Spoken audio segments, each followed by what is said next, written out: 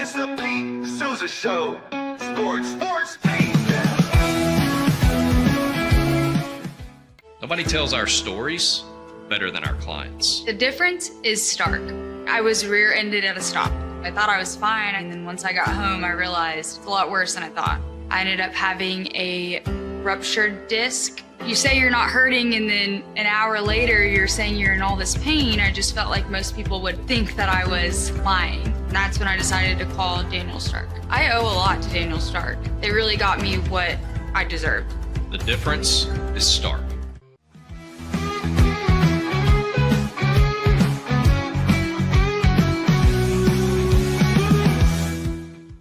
We definitely love our relationship and love Extraco. It's been an amazing experience. They made the PPP process easier. They were reaching out to me saying, what can I do to help you? That made a huge difference because my stress level when we shut down to afterwards was night and day. Our experience with Extraco has been phenomenal since the very beginning, so we love Extraco. Tervis is all about staying hydrated with style and durability. You can trust Tervis tumblers to keep your drinks the perfect temperature, hot or cold, for hours. From the classic insulated tumblers to sleek stainless steel water bottles, each product is built to last and comes in endless designs to match your personality. Stay refreshed and express yourself with Tervis. Visit tervis.com today and find your perfect tumbler.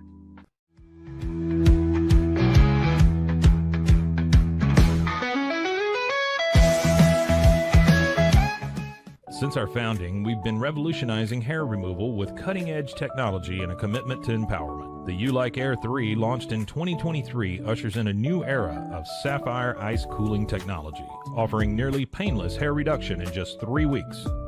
Experience the future of hair removal today at ulike.com, because at Ulike, beauty is about looking and feeling good. That's ulike.com.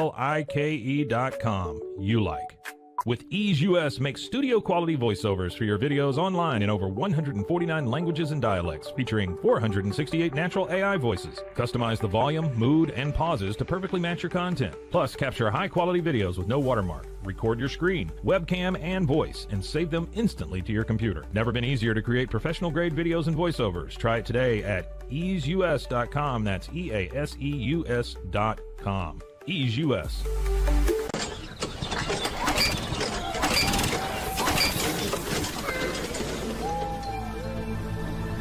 Just use AMP-Pace.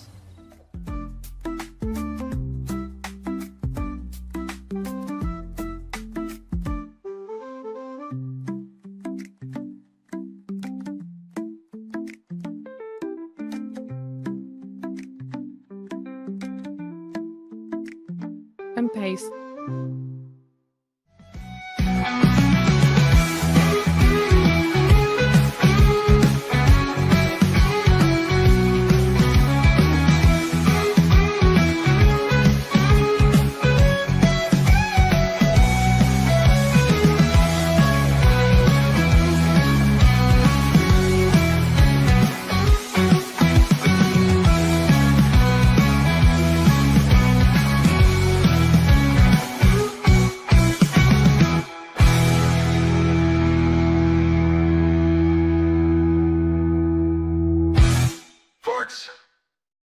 Sports. Sports. It's the Pete Sousa Show.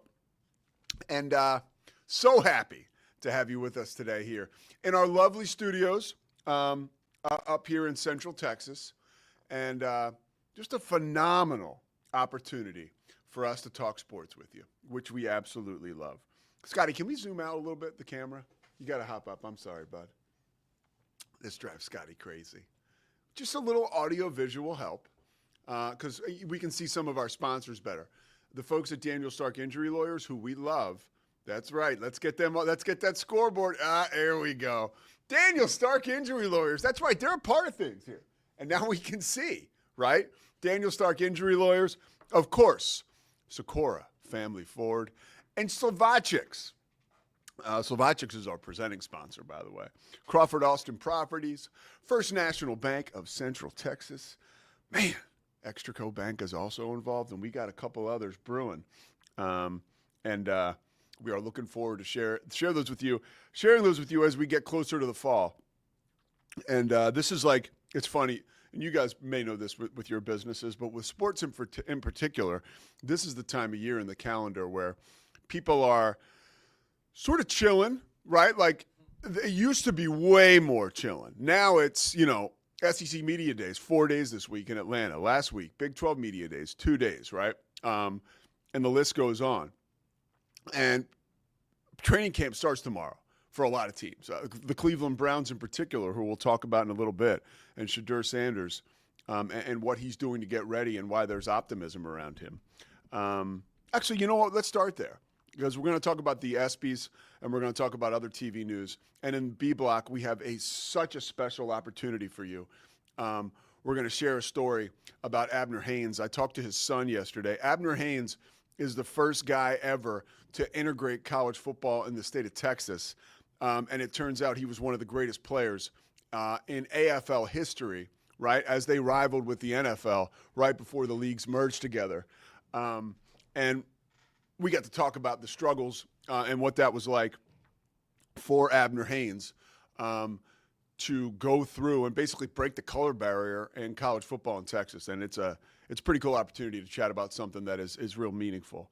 And I had that conversation yesterday with David, who is Abner Haynes' son, who wrote a book about his dad. And it's really cool, and it's really nice doing something like that. And you're reminded about like being on the right side of sports and the right side of history. It was really cool. So starting off with Shedeur Sanders and doing some research, because you see, hey, the Browns are opening training camp tomorrow, right? The 18th. So where are we with Shedeur Sanders? This is one of those stories that I think I'm very interested in, because I feel like he has the skill set to be a number one quarterback in the NFL. I certainly think he's better than Dillon Gabriel. I certainly think he's better than Kenny Pickett and Joe Flacco eventually. Right now, I think Pickett and Flacco have something that Shedeur just doesn't have right now, and that's NFL experience. And, that lends itself to Flacco maybe being the starter or Pickett. Apparently, the Browns have been pretty pleased with what they've seen from Kenny Pickett so far. But that's where this conversation starts. Like, what really have they seen? When you talk about ESPN's beat writer covering the Browns was talking on NFL Live, mentioning that Dillon Gabriel and Shedeur Sanders really have not gotten to do much football-wise at all to turn heads or to prove their worth in OTAs. I mean, that's basically installation stuff, right? Getting to know the offense. But now the time is coming. And in all the videos and everything that we've seen from Shedeur Sanders, whether it's in OTAs or most recently at a high school in the Cleveland area just over the past few days, right? Like social media posts have come up. He hasn't really been posting much himself, which I always think is a good sign. But he's been working, and he looks crisp. He looks accurate. Of course, he looks ready. And one quote that was conveyed to me and to all of us on NFL Live by that Browns beat reporter was that the Browns organization, and this is so important, this next quote, okay? They love what he is doing in the building. Now, we talked earlier this week, and I talk to folks around the NFL, and having played football in college, I still have relationships with coaches, and I know the language. And when you hear things like we're pleased with what he's doing in the building, that means he's showing up early, he's staying late, he's watching a ton of film, he's putting in the work. That's, again, it's a tough example, but like that's the exact opposite from what we were hearing about, and speaking of the Browns, from someone like Johnny Manziel, right? Like, or from somebody, who was the guy now? It's in my head. Purple Drank, LSU, Raiders, first pick of the draft, Jamarcus Russell, right? Like a guy like that, they literally sent him home with a playbook and they put like a CD in the middle of the playbook that he was like supposed to discover and comment on. And of course, he didn't open the playbook, so he didn't even mention the CD. Like, there's many stories like that about young quarterbacks that are extremely talented coming into the NFL, where they just don't do the work, right? TNT, a coach I used to say, takes no talent, right? Takes no talent to show up early and to stay late. Oh, by the way, though, Shedeur Sanders does have a lot of talent. And that was another thing. Very impressed with his accuracy. The Browns organization had spoke about that. So, speeding tickets be damned. Okay, forget about that. We've moved on, right? As long as there's no more of those sort of dust ups off the field. But Shedeur Sanders seems committed, which of course he should be. He's a professional, but he also just seems to have that eye of the tiger, and he's taking care of the little things that will put him in position to be a productive member of the quarterback room for the Browns this season. I think he should start if he plays to his capability, right? If he plays up to his potential and handles what he can handle, controls what he can control. I really believe the circumstances will provide for an opportunity for him. And I also believe, having watched him over the past 2 years in the Big 12 as closely as I've had the opportunity to do so, he'll take advantage of those opportunities when he gets them. So I'm super interested to see what happens with Shedeur, but I feel like everything is in place for him to make an impact there. One more quote I wanted to share with you guys about worst case scenario for Shedeur, right? Let's say that he has a terrible camp on the field and he loses out on a quarterback competition that's about to take place with Dylan Gabriel, Kenny Pickett. I don't even include Joe Flacco in that because Flacco is, I think, head and shoulders above that group going into the season as the odds-on starter, in my opinion. But I'm not there. But here is, if worst case scenario were to happen, right? And Dylan Gabriel gets that third spot, and Shedeur is the odd man out. When it is time to play, it's time for me to play. This was a quote by Shedeur, right? When it is time, I'm sorry. Let me read the quote. This is not the quote I wanted to read. Okay. This is the quote from The Insider that was on NFL Live, who covers the Browns. If Gabriel does beat out Shedeur Sanders, it's believed he will be traded rather than cut. So that's interesting, which opens up a whole nother can of worms, right? Like, okay, does that mean, like, would the Cowboys trade for Shedeur, right? Like, oh, man, like, it's almost like a whole nother draft process. Now, obviously, it'll come without the fanfare, and it'll be probably, a crawl at the bottom of your screen when you're watching an NFL training camp or a preseason game this year. But if Shedeur gets cut, he's more like, if Shedeur doesn't get that third spot, he's more likely to get traded than cut, which I find interesting. But here's a quote we'll wrap it up with from Shedeur Sanders. When it's time for me to play, it's time for me to play. But I'm not looking too far into the future. I'm focused on small things, and over time, big things can happen. I mean, not only do we get confidence and poise, we get a fortune cookie, right? I like that last part. I'm focused on small things, and over time, big things will happen. I like it. A little cliche, but I like it. I'm in on Shedeur as we head into training camp, which is like, I really am rooting for this dude.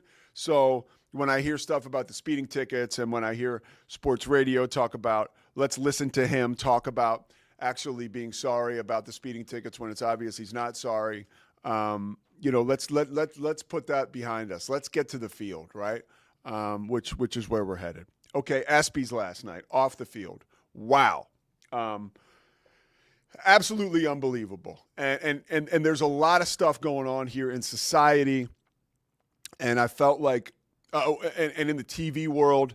And last night, this ESPYs monologue by Shane Gillis and some of the jokes, I feel like was a touchstone to change right now in America, in society, and in a lot of the stuff we consume content-wise. And we'll just start with Shane Gillis, right?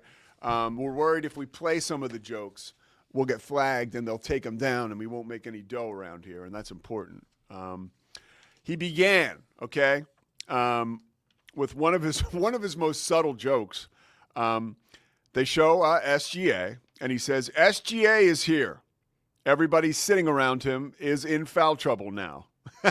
That's great, right? Because he was labeled the free throw merchant. Okay.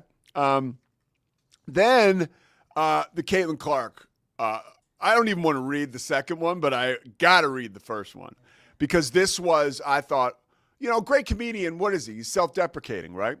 And Shane Gillis is that. Here's the joke. Caitlin Clark and I have a lot in common. We're both whites from the Midwest who have nailed a bunch of threes. I mean, that was really good. That was really good. And then he had another one, which I thought, honestly, I got uncomfortable with this. I didn't love it, but it makes people feel awkward. It is a joke. That's the one thing. Like, these are jokes, guys, especially coming from Shane Gillis. He is not anyone who is like trying to incite any movement either way politically. He's just trying to make you laugh, and he's being honest, right? When Caitlin Clark retires from the WNBA, she's going to work at Waffle House so she can continue to do what she loves most, fist fighting black women, which, like, the reaction to that was, it was like, people were a little shaken up. Let's get into another one.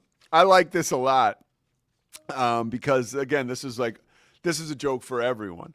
Aaron Rodgers did not take the vaccine because he predicted it would be bad for him. And then he joined the New York Jets, which is great because we know that was bad for everybody. He couldn't predict that, could he? I think, and I think Shane followed up saying that. This was one that hit close to home, especially for your host of Inside the 12 for the Big 12 Conference, someone who certainly has their eyes on the Big 12. By the way, that show is going to start up again in about 5 weeks with an hour show, which you can find this material and this content in all of your Big 12 television markets and on the Big 12's YouTube page. We started off talking about Shedeur Sanders. Here's the joke. Shedeur Sanders had his jersey number retired at Colorado this year, and people are saying it was because of nepotism because of his father, and it's not. It's because he went 13-12 over his career and almost won the Alamo Bowl. I mean, it's great. I'm sure guys like Chad Brown and Eric Bieniemy and like old school Colorado guys who were kind of like, yo, where's the love for our team or our guys who played for Bill McCartney and won a national championship?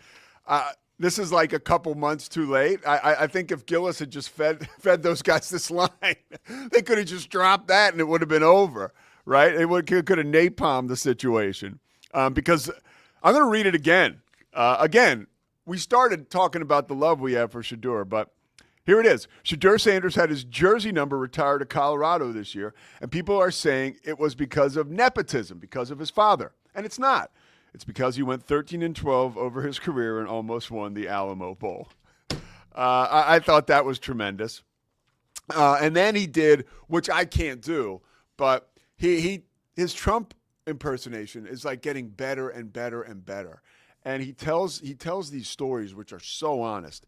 He talks about being at the Super Bowl and getting into Donald Trump's box and taking a picture with Donald Trump, putting it on social media and getting crap for it, And he kind of was like, hey, it's the president, And he plays himself off, Gillis does, as such a simpleton, right? But who's very honest and is altogether maybe not that smart.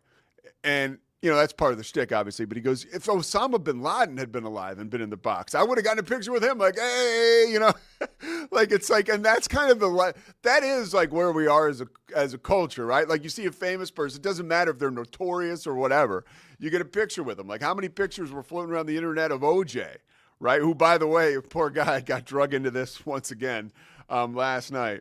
We won't do that joke though. That's a little too much even for here. Here was a Trump joke he had, though, which I thought was pretty damn funny. Donald Trump wants to stage a UFC fight on the White House lawn. The last time he staged a fight in D.C., Mike Pence almost died, which was like, wow. But again, equal opportunity offender, right?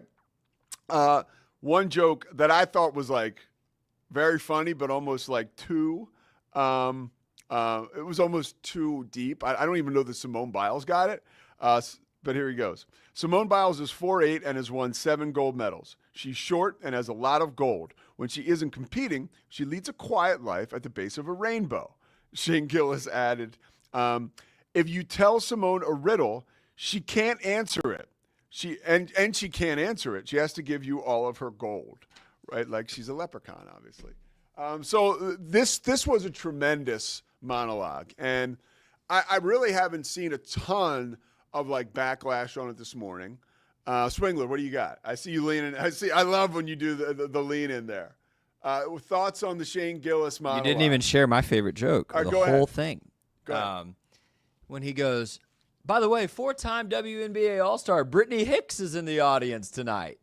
And I literally started scrambling. I was like, I don't know who that is. How do I not? By the way, as people applaud and cheer. Yeah. The whole crowd's like, oh, yeah.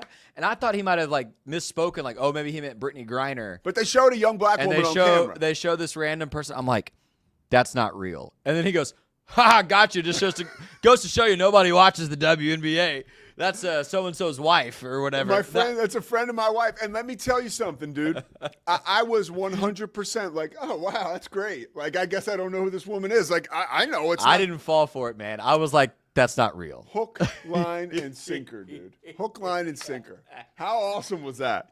That was my favorite moment of the monologue. Because, by the way, he sprinkled it into a bunch of other, like, acknowledgement of members in the crowd. Yeah, so it really did. It was kind of buried in there. And it was awesome. He was awesome. It was so clever. And he does have a way, although I'm sure he can be offensive to people. He has a way of being like, he's still so likable. I believe he is. Maybe some people don't find him likable. I do. Do you like him overall? I do. Yeah, he's funny. I think what you were tiptoeing around a little bit is a shift where there was a moment, and we've heard every comedian talk about this. Yeah. Not just conservative, liberal, whatever. Like, those words don't matter. Like we've heard every comedian talk about, it's been hard recently. Like, you can't talk about most things that you could traditionally make jokes about. Yes. And I think there's a shift back into what I would just call a healthy middle where, and it's like you said, we know Shane Gillis is he's not a bigot. No. He's not out to hate anybody. Like, that is very clear. Very from clear. his life. And honestly, I got to say, like, you know, ESPN, they were right. Like, we were ready for that last night. It's weird. Like, on the back end of all the stuff that we've been through, and a lot of it, right, like ugly political stuff, COVID, all of that took a real toll on America. And you know, we were beat up a little bit, right? Yeah. And I think there's been some healing. Not all the questions have been answered. Not all the problems have been solved, but I feel like we're getting back a little bit, just to a little bit more just love. A healthy equilibrium. Yeah, and so the reception of a lot of athletes who can be a lot of times considered to be woke, you heard a lot of laughs in there. And it's so funny how many of them, by the way, are not. Oh, like most, like especially dependent on sport. Like, so here we go. So last night, this Shane Gillis monologue, you know, comes on the heels, right? This live monologue. I don't know how live it was, but pretty damn close. Comes on the heels of the news that Fox Sports is closing in on making a deal with Barstool, which would add Dave Portnoy to Fox Noon Big Kickoff, and would also add programming on FS1. And obviously, we know the news this week. 3 FS1 shows wiped out. Joy Taylor and her show with Paul Pierce, which I watch that once in a while. Like, I just love Paul Pierce. And so he's always fun to listen to, but it was kind of like whatever. I didn't love the show. Joy Taylor is certainly very talented. And then the other shows, I didn't even really know what those were. Breakfast Ball, The Facility, I never got an opportunity to watch. I didn't watch. They could have been awesome for all I know. They were not on my radar at all. And we've seen this more and more lately overall in the world of television and broadcast. Like, these studio shows are high-value propositions for broadcast networks like Fox, like ESPN. And the unfortunate part, personally, about these shows getting whacked is that 70 to 80 people behind the scenes lost their jobs at Fox, which sucks, right? But it also gives you an idea into the money that's put into getting these shows produced, right? And the beautiful studios. And Fox has a ton of money, and they have never been shy to spend it. But I think they are ready to make a change now. And the change will come more than likely if this deal gets done by taking, and so you've got 3 shows, right, on Fox, which is by no means considered like a liberal or woke network. But it is a bunch of like former athletes and Joy Taylor, who we all know where she stands on just about everything because she tells us. And that's fine because that's what she wants to do. And that woman's going to land on her feet, whether you like her or not. But they're going to replace those shows, right, with folks like Joy Taylor, with a bunch of white guys from Barstool, like a bunch of bros, right? Like, and so like to me, it definitely signals like a shift a little bit, just back towards the way it kind of was. And I'm not saying we need to go there. I'm not saying it's a destination for me, but it's very clear that we're seeing this circular move in society, right? Where we're kind of going around again. And ultimately I can predict, and I'm not Nostradamus, that will eventually go too far, right? Like Dave Portnoy and Barstool taking over a major cable network that is Fox. I don't know that that's necessarily great for the overall general public. I know it'll be entertaining. And I think Portnoy is not only super talented, but super smart. And Scotty, I'd love to get your opinion on this because I kind of know it already. But here, let me give you this point that I have around this situation and around Pat McAfee and Dave Portnoy and why they're more similar than they are not alike. And here's what I mean. They're both extremely charismatic, right? They're both electric guys on camera. They're very opinionated. Portnoy way more than McAfee, right? McAfee more wants to have a good time. Portnoy wants to be heard, and he does want to have a good time. But Portnoy is so smart.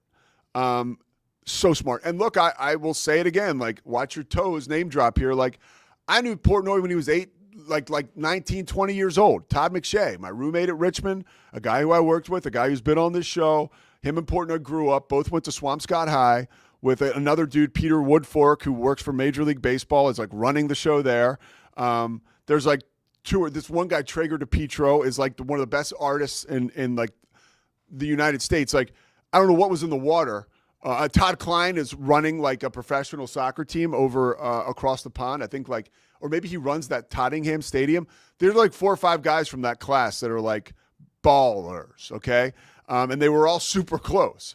So like I said, I've gotten into Portnoy through McShay a little bit back in the day. I haven't seen the dude in literally 20 years, since McShay's wedding, like 15 years ago. But he was super driven, super cool, funny, always opinionated, like 100% not a bad guy. I haven't checked in with the guy over, many years, but like a good dude. So I don't think like Portnoy wants us to think that he's this loose cannon that will do anything. I can promise you he will be on his best behavior on the set on that big noon kickoff show at Fox, just like Pat McAfee is. Like, if you notice, Pat McAfee does have the Pat McAfee moments on that show where it's clear like he may sort of grab the reins and take over. But more often than not, he defers until it's his time. And when it's his time, he's such a performer, he's able to take full advantage of that moment.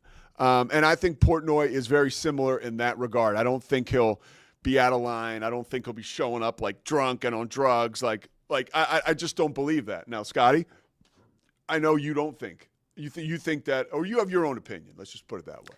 I sent a few texts to a few folks about this news yesterday, and not one person thinks this is going to go well that I texted. My very small group of people I texted. We all think this is going to be a disaster. And just to interject, my thing about, I think it has the potential to go the most well on the programming side with those daily shows that Barstool will have on there. I think that those could rate really well and change the game. I don't think Portnoy being on Fox Big Noon Kickoff will make a bit of difference, ratings-wise. Go ahead. Okay. So let's acknowledge the elephant, which you kind of already did. Fox is only doing this because ESPN has had tremendous success with Pat McAfee. Yes. And you just named all the reasons you think they're similar. I think they could not be more different. For one, Pat McAfee has credibility because he played in the NFL. Like, that dude, everyone that plays football knows this guy's legit. And I mean, you've even heard like Ryan Clark talk about it on ESPN of like, punters aren't football players, but Pat McAfee's kind of a football player. And he was like, a really good punter. Like, he has a great reputation with anybody who's played football. He knows the game. He's got that whole crew that knows the game. Like he is actually the ex-athlete who's very knowledgeable. Portnoy is not. I think Pat McAfee, you used the word entertainer. I think that is first and foremost how he sees himself, even when he was a football player, right? And he'd do the walk and all the stuff. Yeah. He is an entertainer. That's why McGregor. he's a fit at WWE. Yeah. That's why he's a fit on College Game Day. He's not Lee Corso, but he is a fit in that show for the same reason Corso was, which is I'm here to entertain people through the football coverage, right? I think Portnoy sees himself as a mogul, and rightfully so. Like, he's scrappy, he's business savvy. He built Barstool into something massive. Dude, when I knew him, with his he work, was walking around Boston with like flyers, dude. Like, so that's my giving 'em thing. out. Yeah. And I respect him for it. Like, I don't like the guy, but I respect his hustle. I respect what he's done. But I cannot believe – so you were comparing the two. McAfee sees himself as an entertainer, and I think, he's got nuts of steel when it comes to like – when ESPN tried to get him the first time, he's like, okay, I'm keeping my show on YouTube for free. And they were like, no.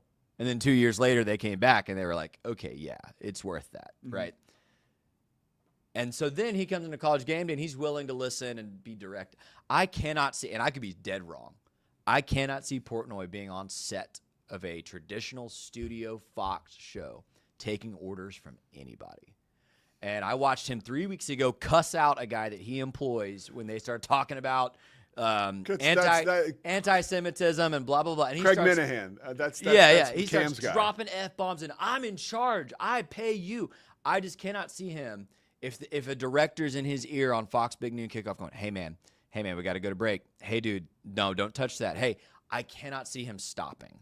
I just don't think he can. And I would love to be surprised. But I told you kind of in jest before the show, Reggie Bush might walk off that set week 8.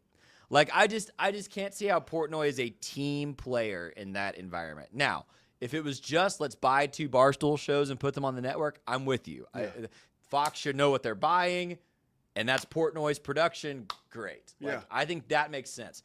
I think you start putting him on traditional shows like McAfee does, I think he's going to create issues.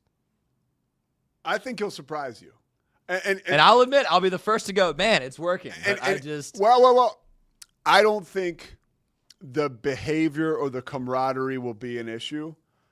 I think that the content and what they get out of it will just be like, Like, because when I'm watching a college football pregame show, I want to know who's going to win.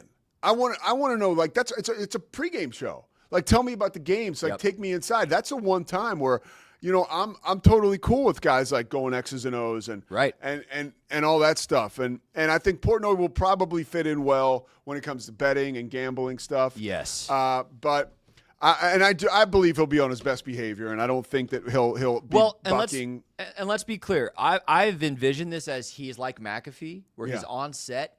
They might do something different. It might be that it's cut away to Portnoy on gambling or on the odds, cut away to Portnoy for this like goofy feature. Yeah. If it's that, I could see it working. Yeah. But if it's I'm going to sit on set with Reggie Bush and Matt Leinart and pretend like I'm a football analyst, he and Pat are different stratospheres, dude. Yeah. Pat did it. He has the respect of the guys that did it. He knows football. Yeah. I don't have that opinion of Portnoy at all. Well, and it's funny, right? Like we're seeing this happen where, like, for a while we talked about pregame shows. They're just lame. What's wrong? Something's happened. There's 9 guys on ESPN's basketball pregame show. Nobody can talk. It's like that's been the recurring argument for a while. It's been exhausting. And now there has been a change now to where it's like, okay, we're going to put like a star or somebody on these shows, right? Someone like Matt Mosley. I have an announcement coming, friends.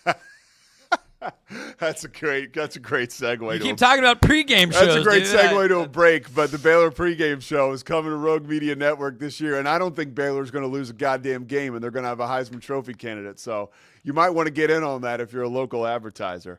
Contact Scotty Swingler. There's only a limited amount of spots left and a limited amount of time to get in on that. All right, we're going to come back with a very special story. We've broken your brain or bored you to tears with all the TV talk and my opinions on that, but I hope we got you with Shadur Sanders. We're definitely going to get you with this next one. I'll come back. I'll set it up, but we're about to feature Abner Haynes, and he broke the color barrier in college football in the state of Texas. And he went on to become the best player, quite possibly in the history of the AFL prior to its merger with the NFL. He's a member of the Texas Sports Hall of Fame. We got a chance to talk to his son yesterday, who wrote a book about his dad. I'm telling you, we wouldn't be talking about this. We wouldn't be sharing it with you if it wasn't overwhelming and impactful. So stay with us. We'll be right back. Slovacics, thank you very much.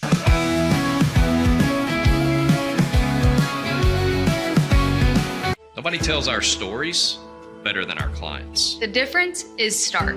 I was rear-ended at a stop. I thought I was fine, and then once I got home, I realized it's a lot worse than I thought. I ended up having a ruptured disc. You say you're not hurting, and then an hour later, you're saying you're in all this pain. I just felt like most people would think that I was lying. That's when I decided to call Daniel Stark. I owe a lot to Daniel Stark. They really got me what I deserved. The difference is stark.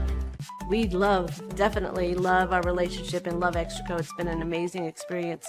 They made the PPP process easier. They were reaching out to me saying, what can I do to help you? That made a huge difference because my stress level, when we shut down to afterwards, was night and day. Our experience with Extraco has been phenomenal since the very beginning, so we love Extraco. I don't know, if Bubble wasn't here, I don't know what people would be doing, like making PowerPoints or something. Bubble allows you to make it real and for it to actually work. So I feel like Bubble bridges that gap and being able to give people the opportunity to make their ideas come to life really quickly too. I love that I can sit down and build something the way that I think it should be built and have the control over it. Bubble turns ideas into fully scalable apps. Try Bubble today. Hi, I'm Jo from Face Theory. You're going to want to have a specific goal for your skincare routine. What do you want to achieve? Active ingredients are really strong, and if you're using too many at once, your skin can get overwhelmed. Don't overspend on products. Choose products that have scientific research behind them. At Face Theory, if you're not happy with a product, just say so, just give us a shout and we'll give you your money back, no problem. I know you're gonna love this Kodak Dot Plus printer. You guys just connect it to your smartphone and then you're gonna use the Kodak Photo Print app. It's going to print you a 4x6 photo. I am just in awe. I love how these turned out. Also, the printer comes with a free cartridge of 10 photo sheets. I can assure you, you are going to love this printer as much as my family has. You guys have to check it out for yourself. Streamline event and appointment booking with Amelia's sleek, modern, and fully customizable booking forms. Tailor the colors, fonts, and design to match your brand and seamlessly integrate with your WordPress website. Whether it's for events or appointments, Amelia makes booking simple, stylish, and perfectly aligned with your business. Enhance your booking experience today at WPAmelia.com. That's WPAMELIA.com. Amelia. When you learn a language with Babbel, you start a journey that takes you further and further. Anytime and anywhere you wish. It's easy and fun. Broadens your horizons and keeps your brain fit. A journey into new thoughts, new cultures, new adventures. So what are you waiting for? Start your journey with Babbel now. Go to babbel.com or download the app. BadCreditLoans.com is a pioneering service provider that has carved a reputation in the financial industry for its dedication to helping individuals with bad credit secure loans. By making timely repayments, borrowers can gradually repair their credit history, thereby increasing their chances of securing better loan terms in the future. BadCreditLoans.com serves as a beacon of hope for those with bad credit. Simple, fast, and reliable loan application process. And its commitment to responsible borrowing makes it a trusted partner in the journey towards financial stability.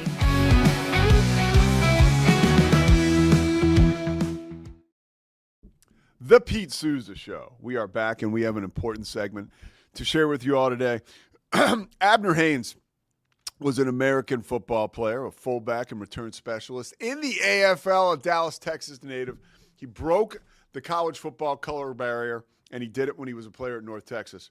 I had a chance to talk to his son yesterday about his father and the transcendent athlete and individual he was.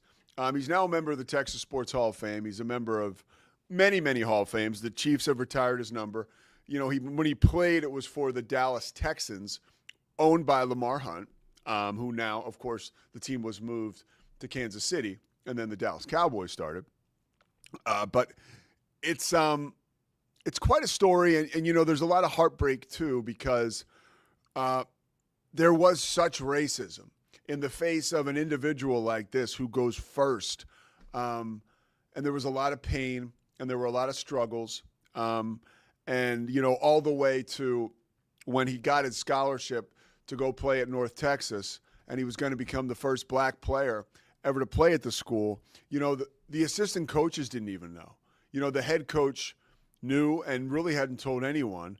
So when he showed up, Abner Haynes did, players were freaking out. Coaches were freaking out. Members of the school were freaking out. The school president was really behind it.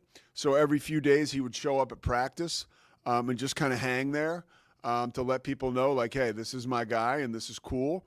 And one of the things I got out of this story, which was inspiring and almost makes you emotional, that because the attitude is so of gratitude, right, from Abner Haynes and from his son who wrote this book. And a lot of the discussion is about, you know, there were a lot of, I mean, for lack of a better word, just assholes and scumbags who tried to hold this guy down, right?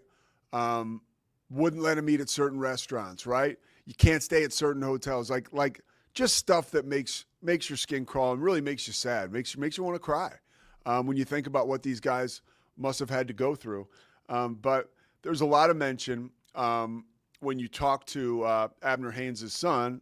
Of course, Abner passed away last year, basically a year ago today, actually. So 1 year he has been gone officially today, July 17th. There were so many significant people, white people, obviously, people who were not of color, who had the opportunity to move this guy forward and to support him, who were there for him. You know, and so rather than focus on all the racism and all the horrific things that happened to his father, and his father was the same way, according to his son, he spent a lot of time mentioning and celebrating the folks who were so close to his dad and who lifted him up, right, in times of struggle, and told him, hey, we're going to do this. You're gonna be a black guy playing in the AFL. You're going to be a black guy. We're taking you on this trip. And if they don't want to send us, or if they don't want to allow us to stay at a certain hotel, like, we're going home. But let's hear it from King David Haynes himself, who wrote the book on his dad. And the book is just amazing. But let's listen to this. I had heard that Hank Stram loved this guy. And the more and more I read, I came to find that was absolutely the truth. And I asked him about that. So let's take a listen to that clip. Done. How about playing? You mentioned Hank Stram. Hank Stram, the quote was talking about Abner. He says, he was a franchise player before there were franchise players. And coming from Hank Stram, that's the ultimate compliment. What was your father's relationship like with Hank Stram? Well, Dad always told me that Hank, more than anyone else, understood some of the pressures that he was under. He understood how to talk to him. He never had done well with people yelling and hollering and a rah-rah type guy with the insults and what have you. And Hank, to this day, I mean, one of his son and I are great friends. And, you know, we always get together at Chief events and Lynn Dawson's son and all of these are my great friends. But he was special. He was the one that you know, looked out for Dad, you know, like beneath the surface. And he wouldn't let him get caught in the wrong situations. They had a wonderful relationship, and it just got derailed by the overall, you know, the things that were happening that became too overt for my dad to handle anymore as he, you know, became a grown man with a wife and kids, and you still want me to go on the other side of the sidewalk, you know, and I don't feel like I'm any less than anybody else. But Hank and he and my dad had a wonderful relationship, always did. And even when the Chiefs traded him to Denver, you know, it wasn't because Hank Stram wanted them to.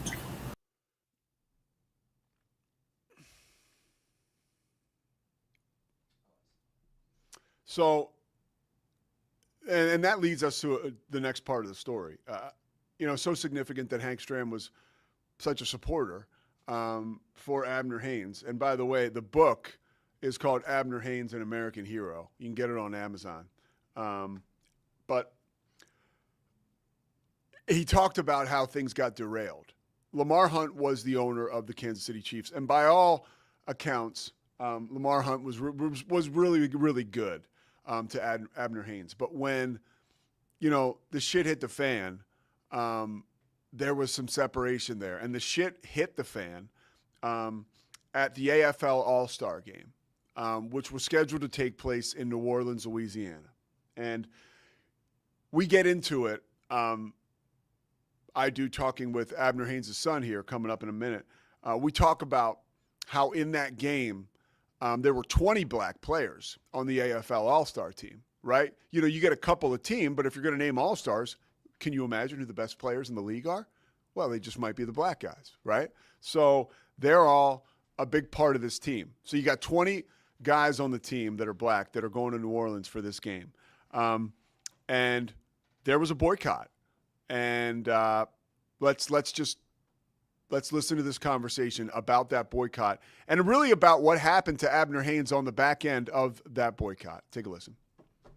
And my dad was already looking at it. He could see that he had ruffled feathers by them having that boycott in 1965 at the AFL All-Star game. Yeah, so let's talk a little bit about that, because that's not something I want to go over. That's a huge part of your father's life, of the book. Yeah. Take us inside that situation. Well, in 1965, there were a lot of big cities that didn't have football teams. New Orleans, Charlotte, Tampa, there was no teams there. And Mr. Hunt was marketing, and they would play exhibition games in cities that didn't have a team to, you know, kind of, you know, get the fans before the NFL did. And that's why they were playing in New Orleans that year. And it was just a nightmare. My dad flew in with his friend Clem Daniels, played for the Oakland Raiders, but he was from Dallas area, from McKinney, and they flew in together, and Got to the airport, they couldn't even find a cab driver to take them to the hotel.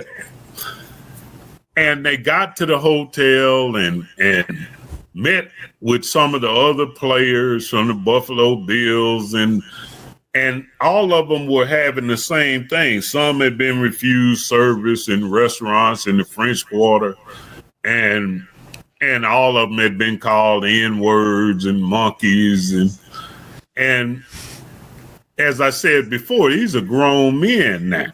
Yeah. And with families and kids.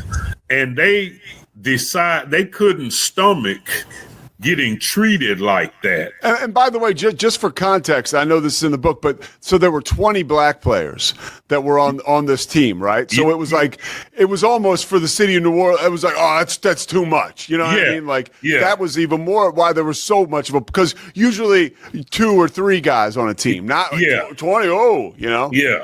And exactly. And they just couldn't stomach going trotting out and entertaining the same people that just treated me like dirt. Yeah. You know, for a couple of days. And here again, what's interesting is how the white guys reacted. Jack Kemp was the quarterback of the Buffalo Bills, and he was there. And he was telling my dad he's 100% with them. Whatever they decide to do, just let him know. And Jerry Mays was also with the Texans, and he wouldn't. My dad always told me he wouldn't leave his side until they left New Orleans, and they moved the game to Houston instead of canceling the game or making it any bigger incident than it was. But the Chiefs felt like, I'm not going to say what they felt like. Yeah. But that got him traded to Denver. That was on a positive note to the story, Al Davis was pretty involved, right, in getting the game moved. How involved was he? Well, I think that's really who did it, and who I don't think Mr. Hunt was involved in it a lot. Okay. I think it was Al Davis that, didn't leave the players hanging, didn't go ahead with the game and act like none of this is happening, but had it moved to Houston. Okay. It's a touchy subject, but a lot of the reason why, my dad was basically blackballed. Because that's not the kind of blacks we wanted, who would speak up and defend themselves, or, he kind of was supposed to. I think he was the highest paid player in the AFL, I think he was making $55,000. Okay. Of course, a loaf of bread cost a quarter. Yeah, that was a lot of money back then. Yeah. That was a lot of money back then. Yeah. But he, it's touchy, but, it all worked out because he made his stands. He never regretted them.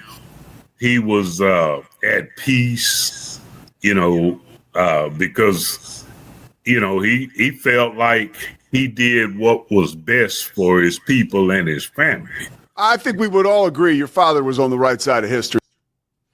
Yeah, 1,000% on the right side of history. Just want to wrap up this topic again. That the book on Abner Haynes, An American Hero, is available on Amazon, and we're talking about just a trailblazer, a guy who changed just about everything as far as pro football was concerned, and ultimately, catapulted more minorities into a position where they could play pro football, especially here in Texas. And I found one of the things I found the most amazing parts of that conversation was that Abner Haynes actually, after playing in the pros, when he retired, transitioned, worked for Zales, had a bunch of different jobs in Zales, because he knew the gentleman when he was just starting up Zales. So he's all over the country working for Zales. And then he wants to do his own thing. He starts up a boutique sports agency and becomes one of the only black sports agents. And he represents players from all over Texas. Guys like Cowboys fans, Jethro Pugh. Everybody on the Steel Curtain he represented. Mean Joe Green, from Texas. L.C. Greenwood from Texas. I think Dwight White from Texas. All those guys. And lastly, his final client was Tony Tolbert, who was a member of the Cowboys that won. Seems like it's ancient, but the last time the Cowboys, these are my Eagles, I'm sorry. The last time they won championships, Jimmy Johnson and Barry Switzer was the coach, and Tony Tolbert was on those teams. So a great conversation. I'll let you know when the full conversation is up and ready to go on the Texas Sports Hall of Fame podcast, but I had to share that with you guys today. All right, we're going to come back. A couple final thoughts, wrap it up before we get out of here on Friday.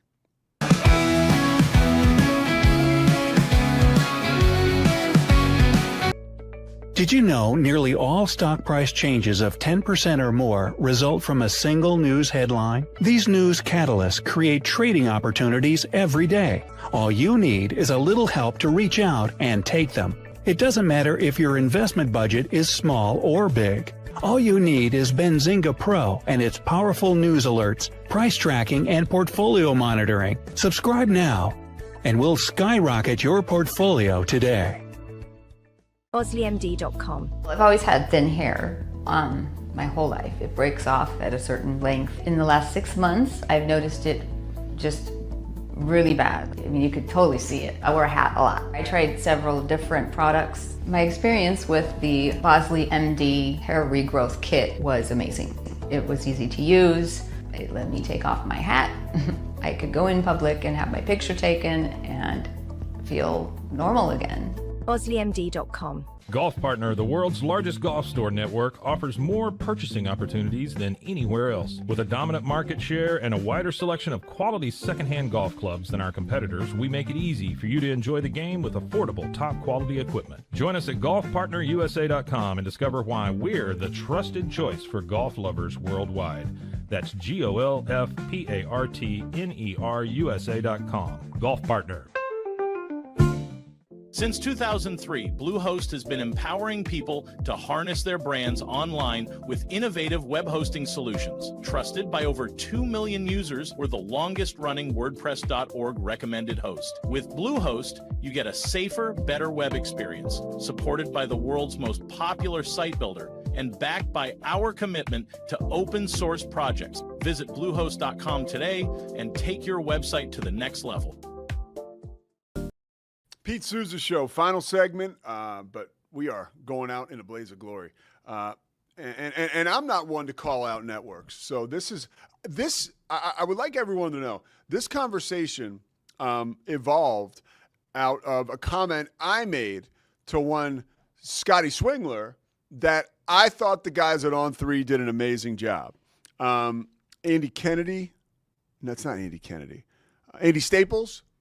Andy Kennedy is the coach of UAB.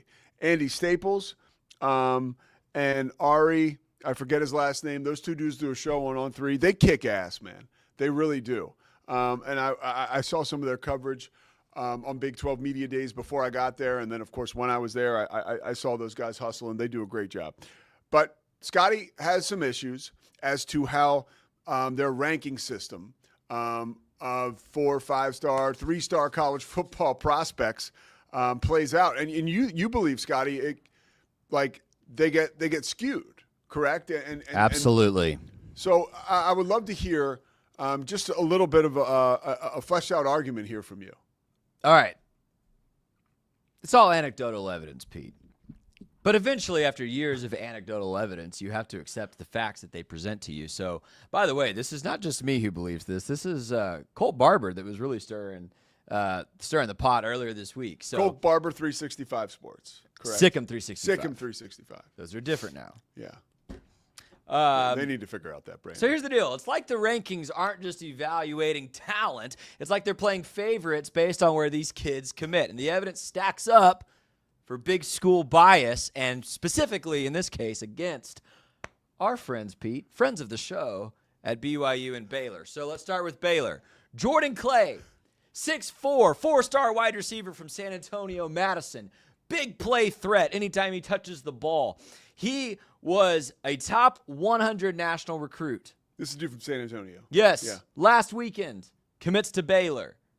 And suddenly, he drops to a 3-star and falls outside of the top 300 on Rivals, which was acquired by On3 Sports. No. Are you serious? He did. I'm not done, Pete. If that shocks you, I've got plenty more. But yes, he's now outside of the top 300 on Rivals. As Baylor, as Sick'em 365 analyst Colt Barber said, the Baylor tax is real. London Smith, 4-star wide receiver from right here in Waco, University High School, 6'2", super fast, commits on January 29th. And David Smoke pointed out, immediately the week following, he dropped 103 spots from 50 to 150 something in the recruiting rankings on Rivals. Quinn Murphy, who we're going to have on this show tomorrow, 3-star quarterback from Liberty Christian, had 17 Power 4 offers.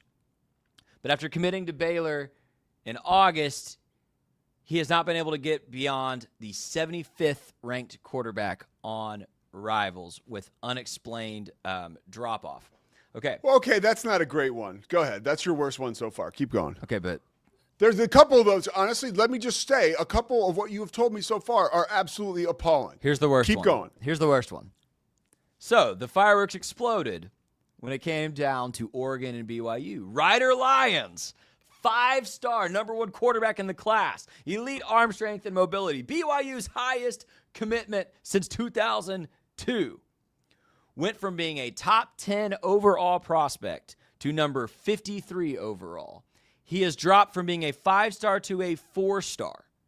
Meanwhile, Bryson Beaver, the quarterback who was previously a 3-star and the number 71 quarterback, flipped to Oregon when Lions committed to BYU. And suddenly he rocketed to number 44 overall, the number 5th quarterback in the class, 1 spot above Ryder Lyons. Terrell Williams on X mocked, how much is Oregon paying them to drop Lyons and elevate Beaver? Dude, that is complete BS. Yes, it is. I mean, that's, and honestly, like that, what you illustrated there, outside of the Murphy, I don't think that's as bad. I'm offended. But the first dude, here's what pisses me off, okay? And this is why I'm starting to get excited, okay? Because one, how can you drop a kid when they haven't played significance when they haven't played a game? They have not played another snap of football. Did the first guy you mentioned, did he walk in front of a bus or something yesterday, and now he's out for the year? Jordan Clay, no. Okay. He is still 6'4", and he was when he committed to Baylor last week, and he was the number 4 wide receiver in the nation. Yeah. So here's another thing, okay, which I don't know enough about, but I would have to believe that somehow, some way, when these rankings are dropped, right, or are just held down, right? We're holding these guys underwater.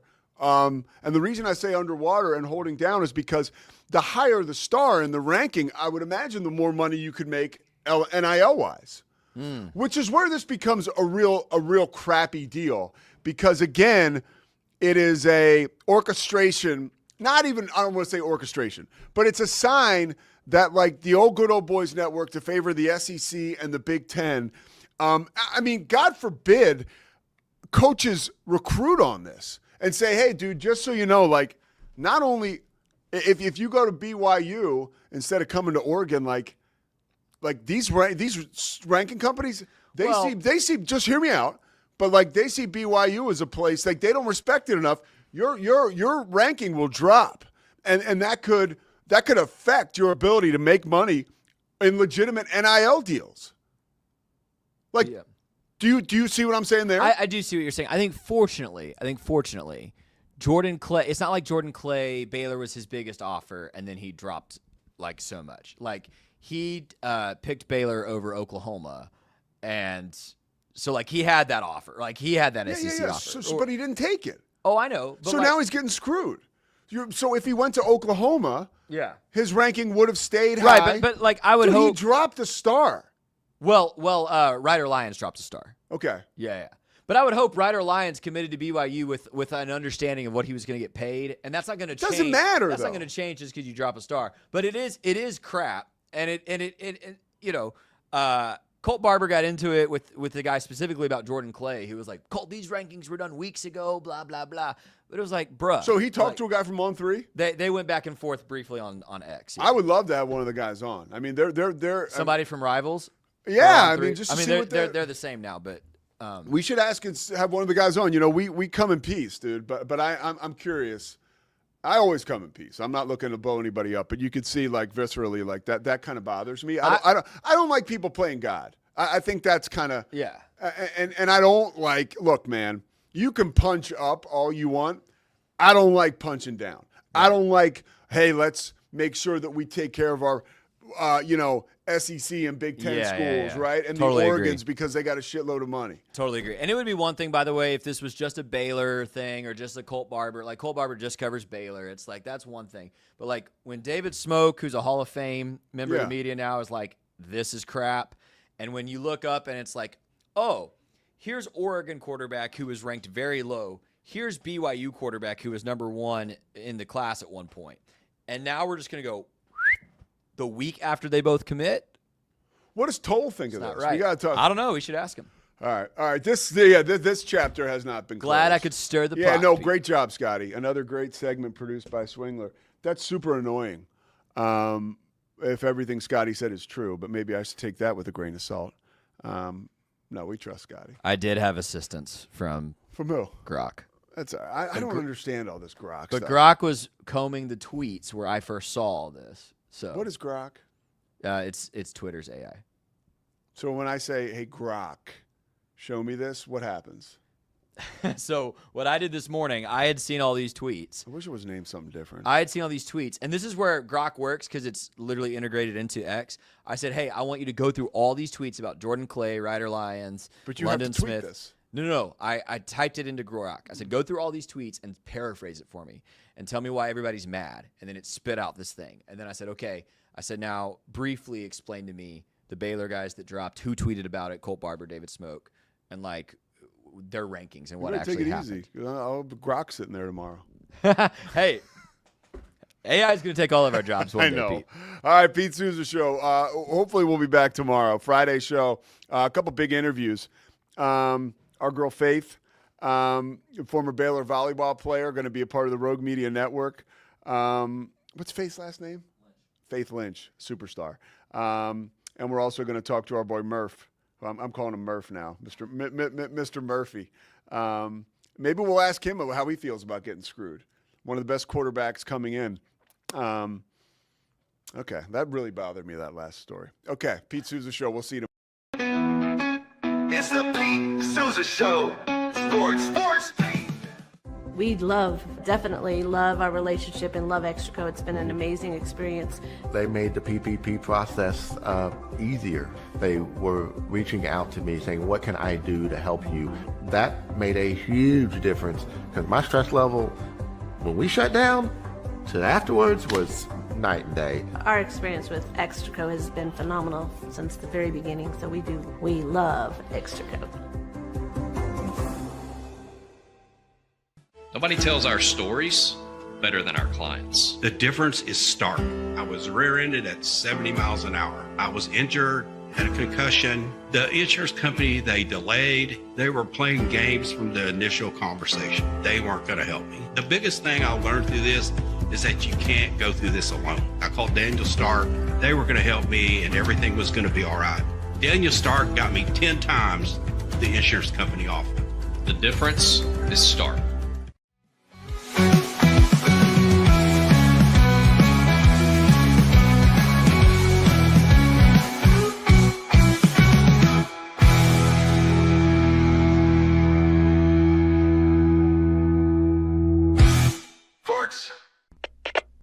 We are Rogue Media Sports.